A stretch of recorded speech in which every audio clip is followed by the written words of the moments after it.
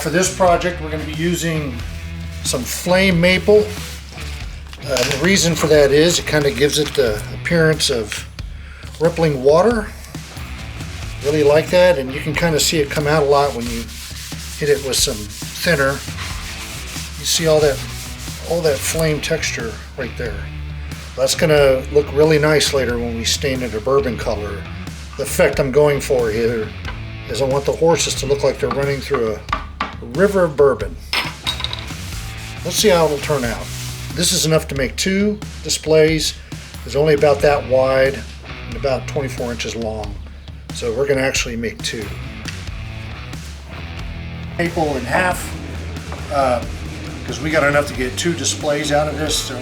This is exactly 6 inches wide. Each display is approximately 3 inches wide. So we get 2 displays out of one.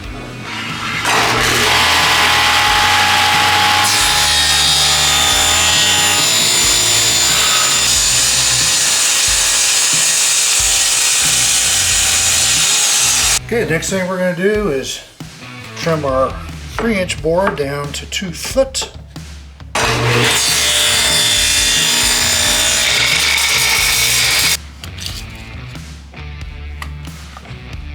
Okay, you can see I've got all my holes marked. 1.5 inches, 3 inches, 3 inches, 3 inches, 3 inches, 3 inches, 3 inches, 3 inches, 1.5 inches, and so forth. Now we're going to trim the edges to an angle to give it a nice, maybe even an Asian kind of look or something. We're going to do 15 degrees on the saw blade. We'll do both sides and the ends, and then we'll drill the holes. Okay, now I'm going to cut the bevels.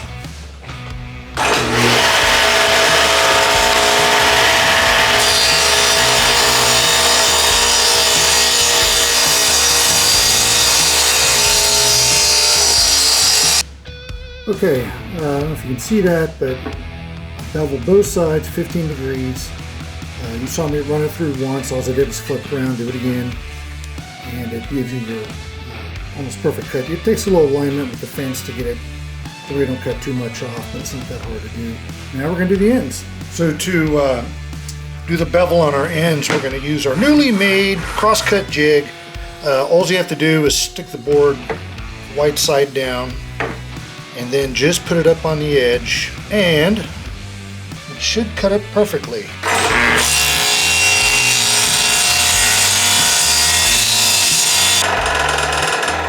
Okay, we got all our bevels cut, came out real nice, and this is all the table saw work we're going to do for a while.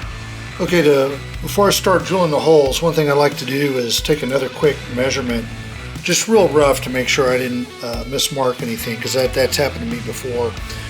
So about 1.5 inches there, and then we're going to do 3 inches, 3 inches, 3 inches. So what I like to do is drill a small pilot hole first, and I'll explain why in a minute. And then we're going to switch to a Forstner bit, and it's a 1-inch hole that's about the size of the cork.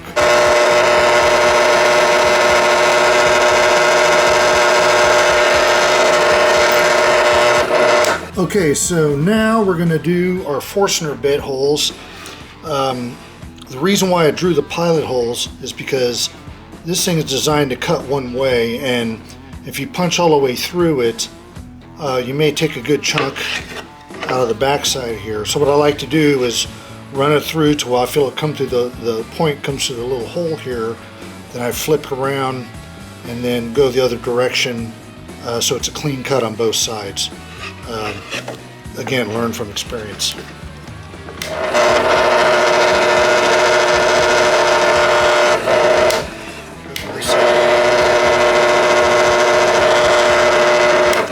Okay, the holes came out really good.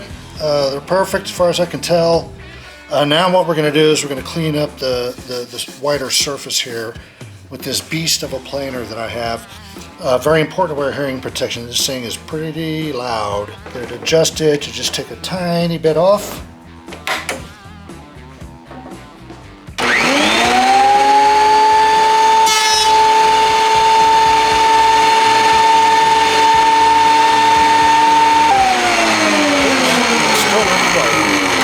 Okay, for the base, we're going to use some scrap mahogany here and then sandwich it in with some flame maple.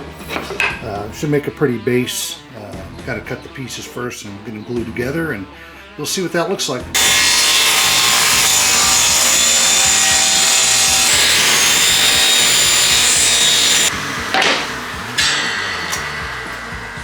Okay, here we're going to glue our wood together. Get as much of the sawdust off as you can.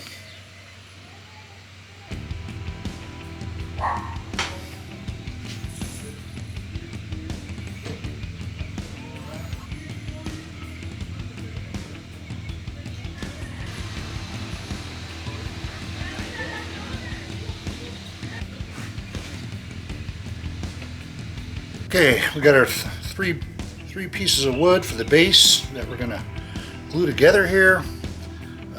One thing I always like to do is get them as lined up on one side as you can, so that when we trim these, we have a nice straight edge to work the fence off of.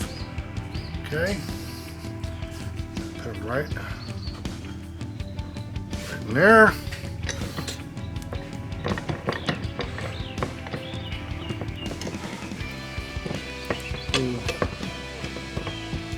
Together next. It's nice and tight. We'll wait for it to dry. Okay, now we're going to cut our base. This is a piece of wood we glued together. Mahogany, maple, mahogany. This is 100-year-old mahogany.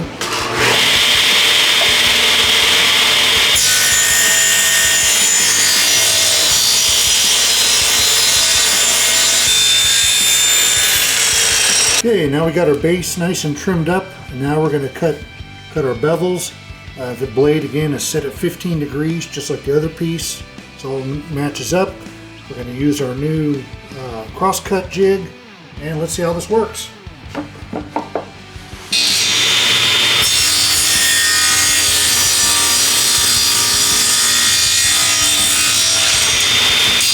Now we have our second base.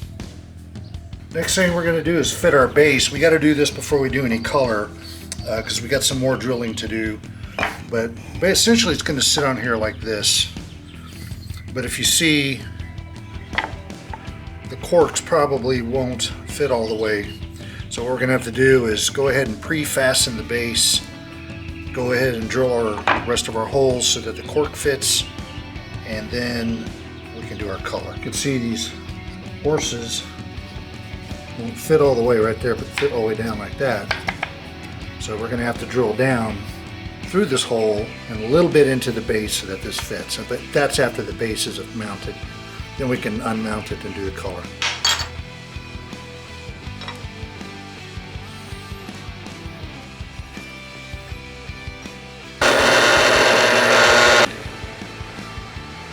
Now I've got my base centered onto the top, upside down.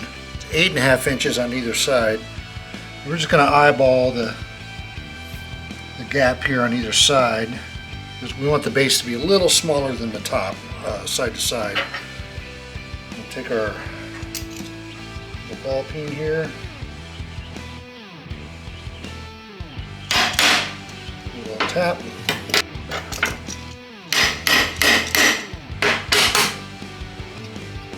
See, now we have our holes.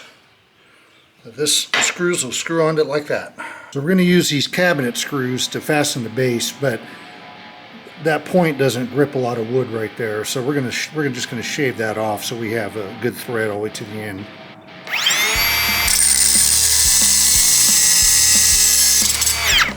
Just like that.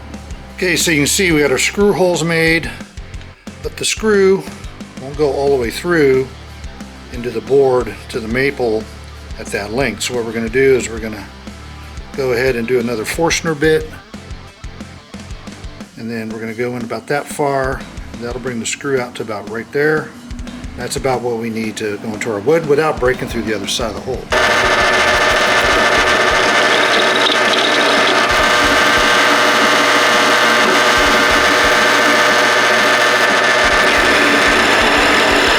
So now you can see the screw recessed and sticks out far enough to grab our maple.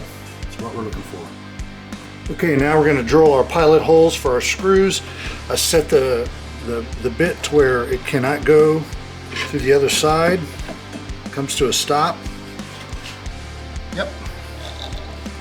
You don't want to drill all the way through.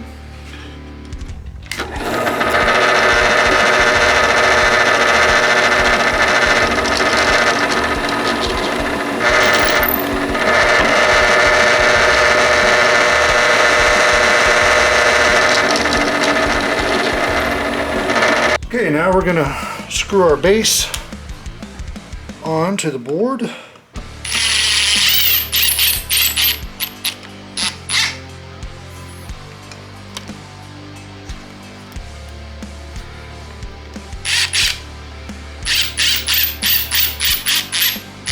That's what it looks like unfinished. Now we're going to drill our recesses.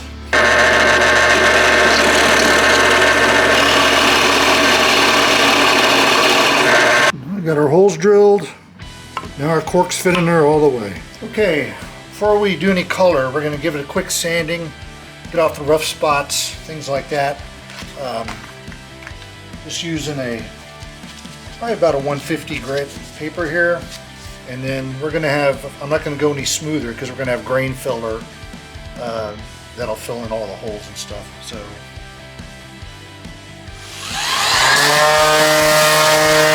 okay, one thing I like to do is make my own sanding blocks. Get you a piece of sandpaper, roughly size you need there. Go ahead and put it on there. I have some contact cement. Not like that.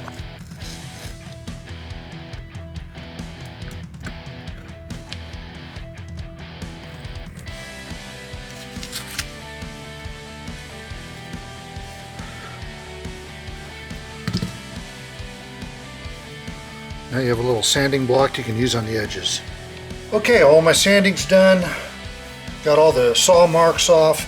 You really want to get all the saw marks off because they will come out in force when you add color. I'll probably still have some on here, but hopefully the lacquer will fill those in. But anyway, we're going to do our first color, which is going to be black. We're going to use a black dye. And what this will do is accentuate the grain and accentuate the kind of the flame pattern in this wood. You'll see.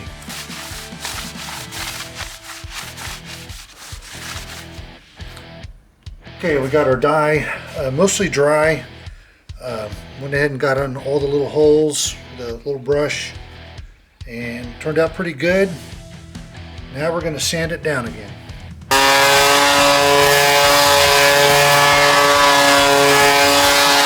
So you see now how the black dye kind of soaked into the grain a little bit there, and we're gonna kind of take the top off, leave this part, and then we'll do our color. Okay, now we're going to do our color. You can see the black filled in nicely in some of the grain, some of the blemishes. That's going to give it some accent. Colors we're going to be using, I actually have well, this isn't it, a bourbon stain, but the problem is it doesn't look like bourbon. It just looks brown to me. If you notice, bourbon has a little red in it. So to compensate for that all brown color, I'm adding a little bit of Cabernet, which is a wine colored, in with this brown, about a 3-to-1, 3 brown, 1 part Cabernet. That'll get you as close to bourbon as you can get. So we'll see how it goes on. Okay, just start doing a real thin wipe here. Now on maple, this is going to really soak up the color because it's a white colored wood. If you had a darker wood, it would even be darker, but I think a couple of coats and this will be just perfect. Okay, I'm pretty happy with the way everything came out. You can kind of see this has a closer to a bourbon color to it. This is how our base came out. So if you set that on there, so it's going to look pretty nice. All right, these horses. There. And you see the desired effect. Looks like a river of bourbon right there. Anyway, next we're going to do a grain filler and then about 20 coats of lacquer and then a polish down, and it's done. And now we're going to do some final finishing here. See, our colors came out very pretty. Kind of matches bourbon, maybe a little bit. That's also watered down. We're going to start with a clear brushing lacquer. This is going to serve as a grain filler. I don't like to buy the regular grain filler with maple because it's a little thicker and maple is already tight grained. So to me, the waterier the lacquer, the better it soaks in. Always make sure you use a good mask. And what you'll notice is when I brush this on, it'll really deepen the color as well and darken it just slightly using a foam brush. Make sure you have plenty of them. Make sure you're free of debris. And here we go. You want to really put a lot on the edge so that when you go to polish it, you don't rub it off and polish through the finish. This is just going to be the base coat of lacquer. There's still about 20 coats of spray on lacquer, and we're going to do that outside. I am in a ventilated garage, and we'll have the fan going here shortly. Our top side is dry already. It only took about 30 minutes to be dry to the touch. Now we're going to flip over and do the back sides.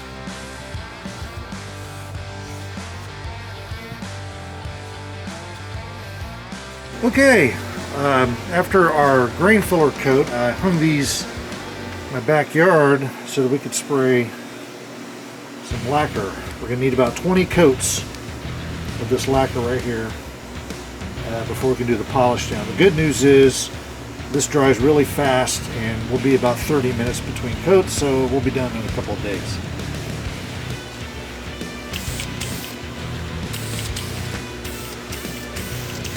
Make sure you wear your mask. Okay, we're going to start off with, this is our polishing phase. We've sprayed about 10 to 15 coats of lacquer on here in addition to the grain filler.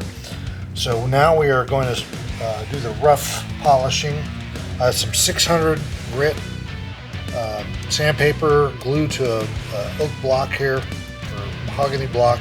Nice and flat, and you want it nice and flat so you can go across it, level everything out before you get to the fine polishing. So we just pour a little on here like that, and this is a environmentally friendly paint thinner. It doesn't have hardly any smell to it or vapors. I don't know what they make it out of, but it's pretty good. You can't even see the wrapper anymore. And we're just going to do this.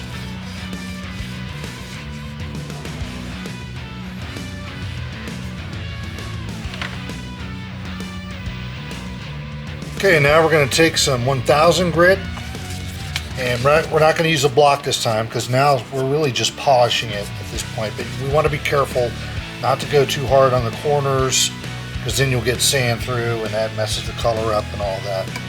So we take a little bit of our green thinner here, and just kind of give it a light little polish. Now we're going to do 1500 grit, and again we're going to do just a wipe down.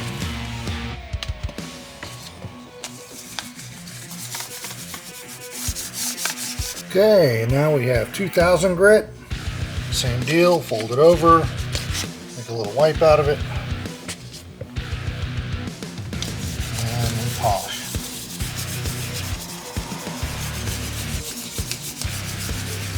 Okay, we finished with our 2000 grit paper. It's got a nice little flat kind of polish on it already just from that, but we're going to make it even more shinier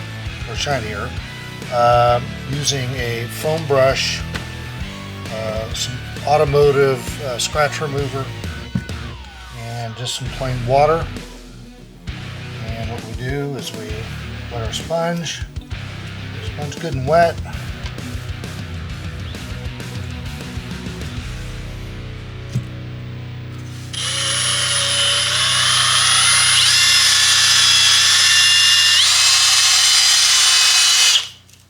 And you can immediately see high polish on there. Okay, now we're going to take our mirror glaze and a rag, and we're going to rub it by hand because that is the best way to get the best shine out of it.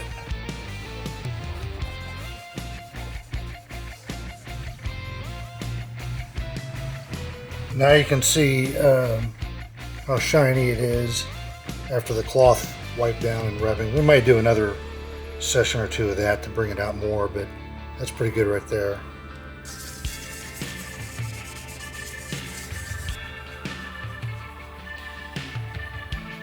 Okay, we are done. We polished our base nice, our top's nice and shiny. Now we're going to put it together. So we have our clipped off cabinet screws, one each.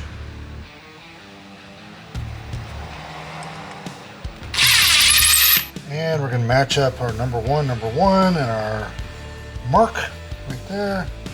So it goes on like this.